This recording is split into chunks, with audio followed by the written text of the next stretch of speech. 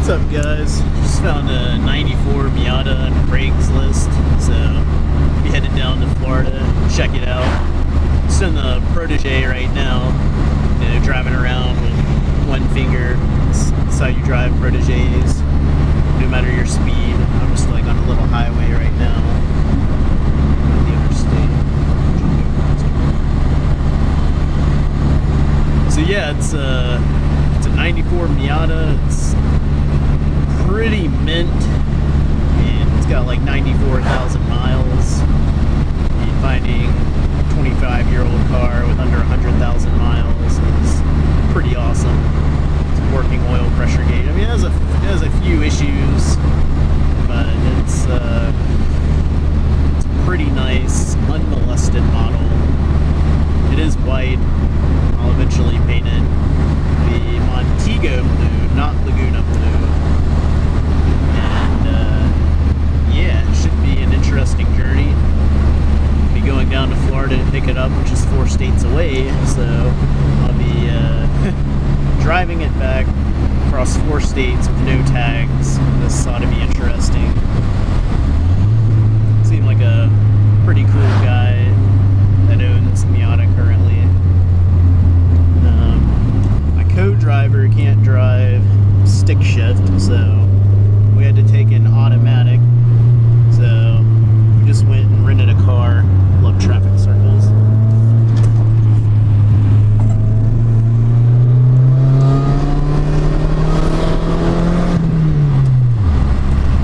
So yeah, we'll be taking a Ford Focus rental car down there.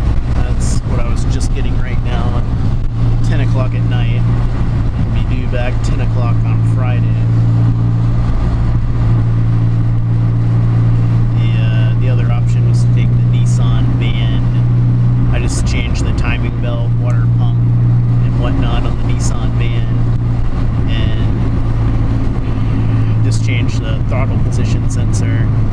And this van, it started popping up check engine codes recently. I mean, we've been on road trips with it before, but it really has some electrical gremlins in it.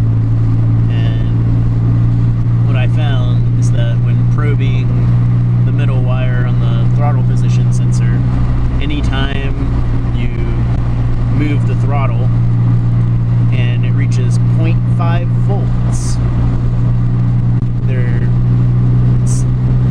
something starts making a buzzing sound under the hood, and it sounds like a bug zapper, a transformer or something.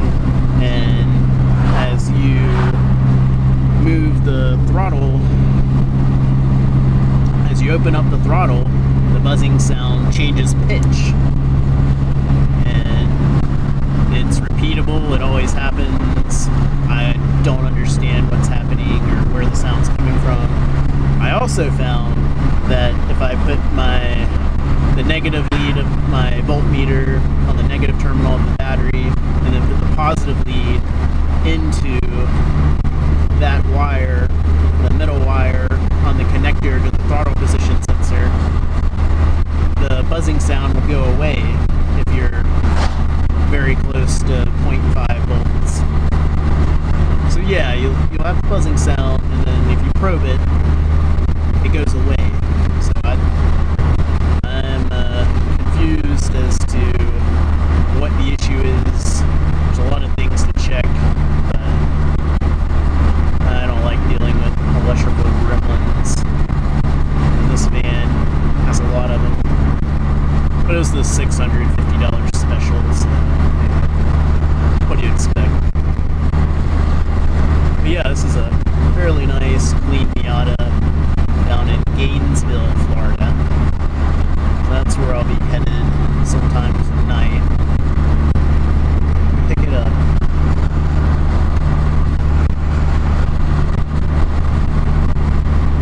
And it should be an interesting drive back.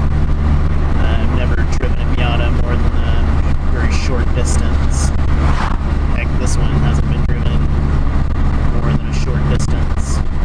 But it's fairly nice.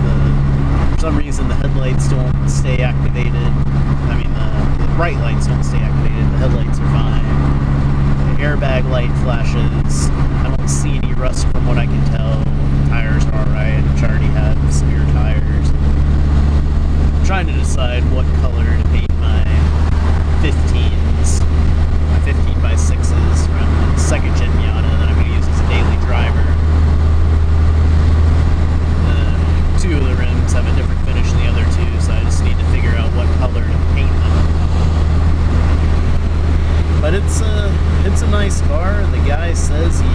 the timing belt at 80,000 miles. They changed the timing belt, the water pump, the radiator. It does have an oil leak, possibly the rear main seal, but it's a slow leak. And I'm really not concerned about it. Everything else looks good. He's only the third owner. First person had the car till 25,000 miles. And the second person had the car from 25 to 69,000 miles. And this guy has had the car since around 2012, from 69,000 to 94,000 miles. And he lives out in the country and babies it. It's really is a nice find. I just happened to cross it, and I'm glad I did. It's pretty much what I was looking for. Something that wasn't priced out, or something nice and unmolested. But yeah, we'll go check it out. Then I get to drive it back across 4 states with no tags. That ought to be fun. Hopefully I don't get arrested, but if I do, I'll have my GoPro. So, we'll see what happens. We shall see what happens. So I'll be going down there in a Ford Focus, it looks like. Never thought I'd be renting a car, but my driver that's going with me they have to drive an automatic, so it is what it is. I don't have an automatic that's ready to go on the road. I have one automatic Mazda Protege, that's a 2nd gen, except the motor's blown. I have a brand new motor sitting right next to it. Just have to put the motor in. It would get about 30 miles per gallon, but it's pretty shitty, honestly. I have my Volvo, but I've got a list of like 30 things to do to it before putting it back on the road.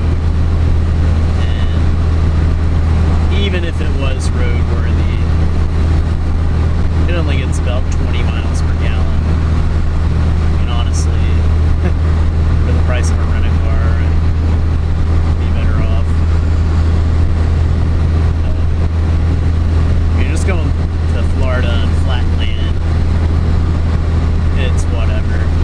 If I was headed up to New York or going through the mountains, going through like, heavy-duty traffic or, rugged terrain, hills and stuff, I would definitely want a car with a ton of torque. I would definitely want the Volvo because it's like a boss car, and I don't have to worry about getting run into. You can just run other people over and then try to run you over and shit. You can just drive up hills and drive leisurely through traffic. Why are you stopped at a fucking green light? What the fuck? That's insane.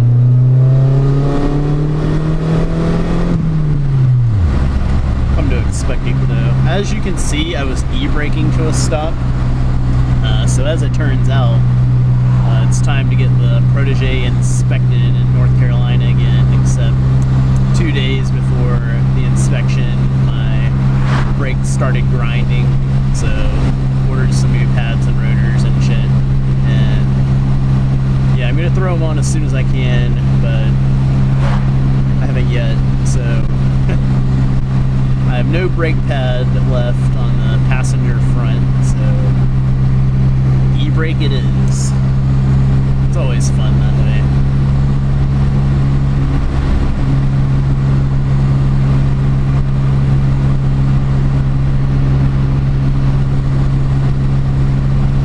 Wonder what kind of detections I'll get on the unit in tomorrow.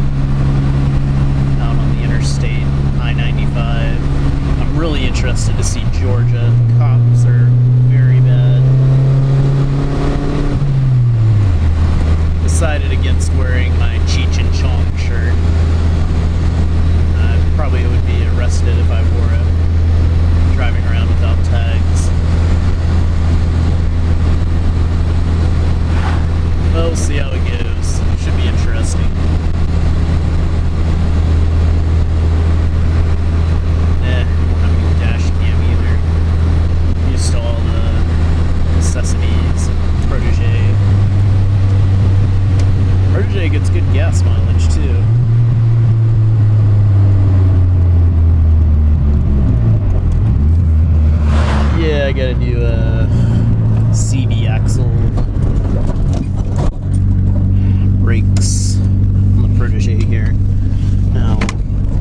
last time I got brakes for the Protege, I ordered Brembo blank rotors from Parts Geek, and try as I might, I absolutely could not find the part number. I cannot find the Brembo blank rotors at all.